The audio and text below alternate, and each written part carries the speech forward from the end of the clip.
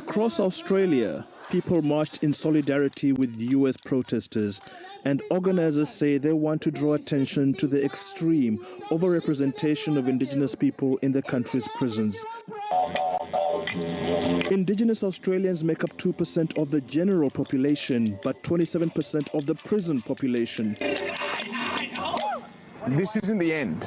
You know, it isn't about now having a rally and then going away and everything disappears. It's about now having people go back and influence their community and influence their family and their circle as to why these sort of things are important.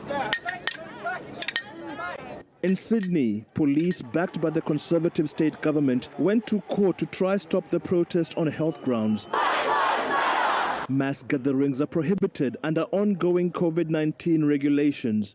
The judge agreed with police, saying health concerns outweighed the right to protest, but the protest organizers won a last-minute appeal, paving the way for the demonstration to go ahead. I'm here today because I've waited too long for justice to be handed down for my people, and it's time for me to make a change in the only way that people are going to listen to me, and I'm going to do it peacefully. What brought us out here today? Injustice against the Indigenous community, the First Nations and minorities around the world being racially discriminated by larger groups, capitalist systems, corrupt police systems. Authorities have frequently rejected comparisons between the treatment of Indigenous people in Australia and African Americans in the US.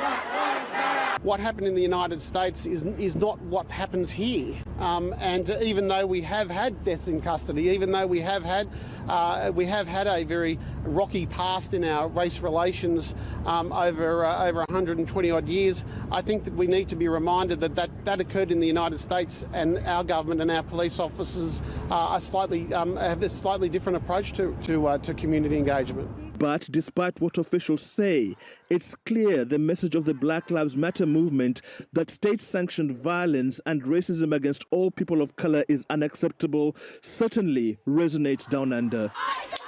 Philip Owira, TRT World.